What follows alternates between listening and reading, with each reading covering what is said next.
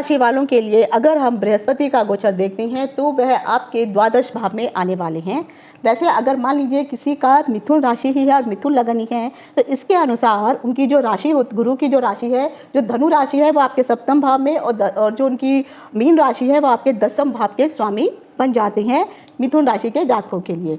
गोचर के अनुसार वह आपके द्वादश भाव में प्रवेश करेंगे, जिसके कारण आपके खर्चों में वृद्धि होने वाली है।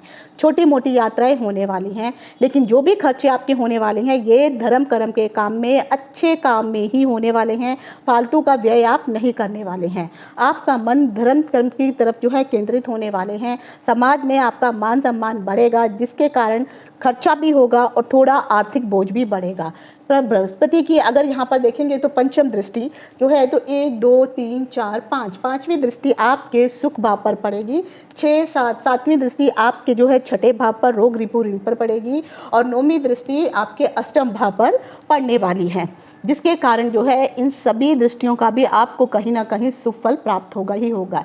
आपको सुख संतुष्टि, घरेलू खर्चों में बढ़ोतरी होने वाली है। यहाँ पर दृष्टि पड़ने के कारण जो है घर में सुख समृद्धि तो आएगी आएगी। माता का स्वास्थ्य भी अब ठीक हो जाएगा। अगर माता पहले से बीमार चल रही थी तो उसमें अब धीरे धीरे सुधार होंगे। घर में कुछ आपके कोई शुभ कार्य होने वाले हैं। भाग्य का साथ आपको भरपूर रूप से मिलने वाला है और जिस भी काम में आप लोग मेहनत कर रहे हैं उसमें सफलता आपको प्राप्त होगी।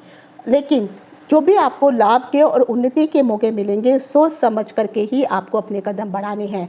अगर आप इन अवसरों का समझदारी से फ़ायदा उठाएंगे और समझदारी से अगर आप काम करेंगे, किसी के बहकावे में नहीं आएंगे, तो आपको हर कदम में सफलता और लाभ की ही प्राप्ति होने वाली है।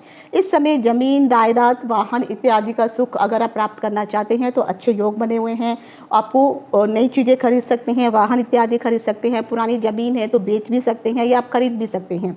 जब बृहस्पति की छठी दृष्टि छठे भाव पर उनकी जब दृष्टि पड़ेगी तब वहाँ पर जो भी आपके दुश्मन हैं, अभी तक जो अगर कोई मुकदमा इत्यादि चल रहा था तो वो अब आपके समाप्त हो जाएंगे। अगर उनका रिजल्ट आने वाला है तो आपके फेवर में आने वाला है। शत्रु जो परेशान कर रहे थे शांत हो जाएंगे। कर्जों में जो आप डूब गए थे धीरे धीरे कर्जे भी समाप्त हो जाएंगे। यहाँ पर ईश्वर का आशीर्वाद आपको प्राप्त होने वाला है और जो भी नौकरी इत्यादि आप सोच रहे थे अभी तक आपको नहीं मिल रही थी, एक अच्छी नौकरी मिलेगी। नौकरी में आपका प्रदर्शन भी बहुत अच्छा रहने वाला है। कर्जों में कमी आएगी और जब उनकी दृष्टि जो है आपके अष्टम भाव पर पड़ेगी तो धीरे धीरे यहाँ पर भी जो भी आपको परेशानियाँ आ रही थी उन परेशानियों में आपको समाप्त होगा। जिन लोगों को जैसे मैंने कहा था कि पाइल्स इत्यादि की या गुप्त अंग से संबंधित कुछ प्रॉब्लम अगर आपको चल रही थी तो वो धीरे धीरे बीमारियां भी समाप्त हो जाएंगी। अगर आप कोई व्यापार इत्यादि करने का सोच रहे हैं और व्यापार पहले से आपका चल रहा था लेकिन उसमें सफलता प्राप्त नहीं हो रही थी, अब उस तरफ भी आपका मन लगेगा और उसमें भी आपको कार्य क्षेत्र में भी सफलता प्राप्त होगी।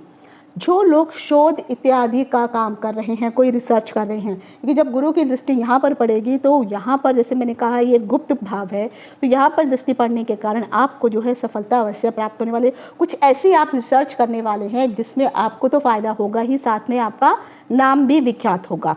गुरु के प्रभाव के कारण जिन लोगों को नौकरियों में समस्या हो रही थी, व्यापार इत्यादि में समस्या हो रही थी, समाप्त होगी। और अष्टम भाव में दृष्टि पड़ने के कारण यहाँ पर विदेश भाव भी देखा जाता है, तो हो सकता है कि आपको विदेश जाने के मौके भी प्राप्त हो।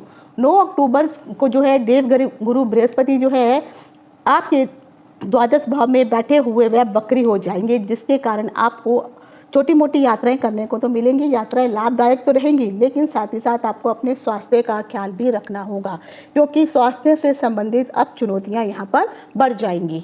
और क्योंकि जैसे मैंने कहा 3 मई को जैसे गुरु आएंगे वो अस्त अवस्था में चले जाएंगे, तो ये मत सोचिए कि जैसे उन्होंने ट्रांसफ़र किया है तो इमीडिएटली उनका असर मिलना शुरू हो जाएगा, ऐसा नहीं है।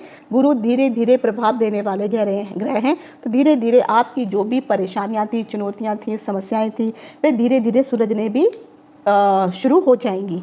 स्वास्थ्य से संबंधित कुछ भी अगर इशू चल रही हैं तो मैं ज़रूर कहूँगी कि डॉक्टर को ज़रूर कंसल्ट करें। और अब जो अभी तक आपने जितने भी कंसल्टेशन किए हैं उसमें अगर आपको फ़ायदा नहीं पहुँच रहा था तो अब वो धीरे धीरे जो है आपको, चाहे वो कंसल्टेशन हो चाहे वो दवाइयाँ हो, अगर असर नहीं कर रही थी अब वो असर होनी शुरू हो जाएंगी।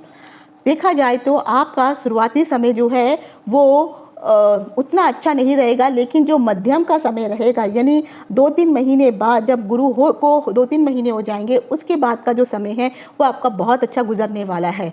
जिन जातकों का विवाह नहीं हुआ है, अब विवाह संबंधी रिश्ते भी आएंगे, उनको अच्छे प्रस्ताव मिलेंगे। कोई प्रेम संबंध जो अभी तक आगे नहीं बढ़ रहा था, वहाँ पर भी कहीं ना कहीं आपको जो अब सफलता प्राप्त होने वाली है। और जिन लोगों की सगाई हो चुकी है तो इस साल उनका विवाह भी हो जाएगा।